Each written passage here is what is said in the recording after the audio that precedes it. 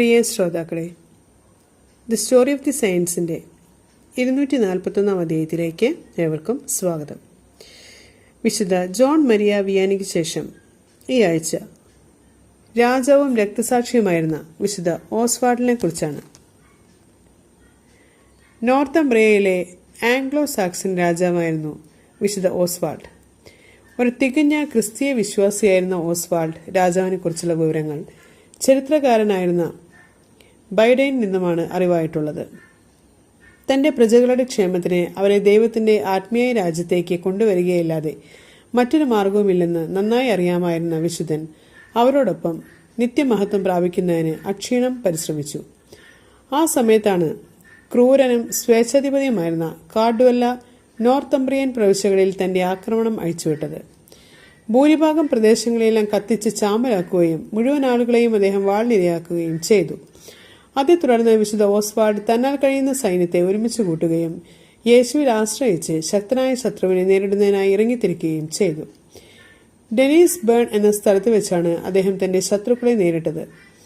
ശത്രു പാളയത്തോടടുത്തപ്പോൾ ഭക്തനായ രാജാവ് വളരെ ധൃതിയിൽ മരം കൊണ്ട് ഒരു കുരിശുണ്ടാക്കി അത് യുദ്ധഭൂമിയിൽ സ്ഥാപിച്ചതിനു ശേഷം തന്റെ സൈനികരോട് പറഞ്ഞു, നമുക്കെല്ലാവർക്കും മുട്ടുകുത്തി നിന്ന് ഒരുമിച്ച് ശക്തനായ നമ്മുടെ ഏകദൈവത്തോട് പ്രാർത്ഥിക്കാം.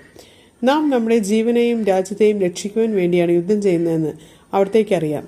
അദ്ദേഹത്തിന്റെ നിർദ്ദേശം കേട്ടപാടെ എല്ലാ പടയാളികളും പ്രാർത്ഥനാ നിരതരായി. കാരുണ്യവാനായ ദൈവം കാർഡ്വെല്ലയുടെ വലിയ സൈന്യത്തിന് മേൽ അത്ഭുതകരമായ രീതിയിൽ വിശുദ്ധന്റെ സൈന്യത്തിന് വിജയം നേടിക്കൊടുക്കുകയും ആ യുദ്ധത്തിൽ കാർഡ്വെല്ല കൊല്ലപ്പെടുകയും ചെയ്തു. വിശുദ്ധൻ കുരിശു നാട്ടിയ സ്ഥലം പിന്നീട് ഹെവൻ ഫീൽഡ് എന്ന പേരിലാണ് അറിയപ്പെട്ടത്. ബെഡയുടെ അഭിപ്രായത്തിൽ അതിനു മുൻപ് ബെർണീനിയൻ രാജ്യത്ത് ഒരു ദേവാലയമോ കുരിശോ ഉള്ളതായി അറിവില്ലായിരുന്നു.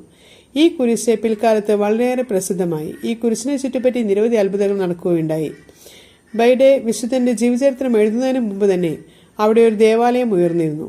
ആ വിജയത്തെ തുടർന്ന് വിശുദ്ധ ഓസ്വാൾഡ് ദൈവത്തിന് നന്ദി പറയുകയും തന്റെ ആധിപത്യത്തിലുള്ള പ്രദേശങ്ങളിൽ ക്ഷേമ പദ്ധതികൾ നടപ്പിലാക്കുകയും ചെയ്തു. കൂടാതെ ക്രിസ്തുവിനോടുള്ള ഭക്തി ആ പ്രദേശങ്ങളിൽ പ്രചരിപ്പിക്കുകയും ചെയ്തു.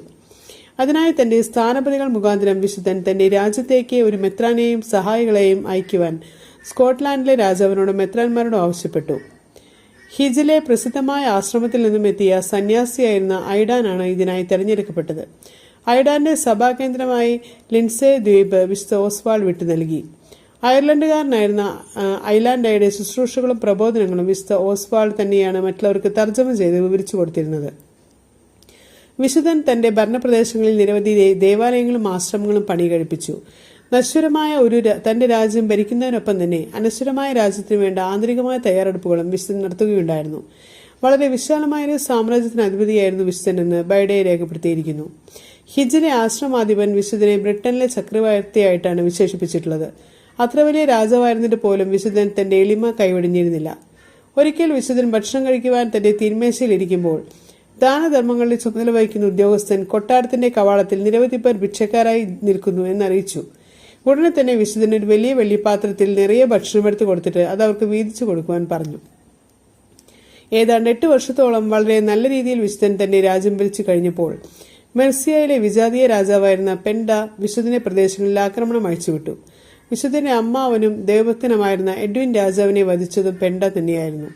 വിശുദ്ധ ഓസ്വാൾഡ് ഒരു ചെറിയ സൈന്യവുമായി പെൻഡയെ നേരിടുകയും ആ യുദ്ധത്തിൽ വിശുദ്ധൻ കൊല്ലപ്പെടുകയും ചെയ്തു.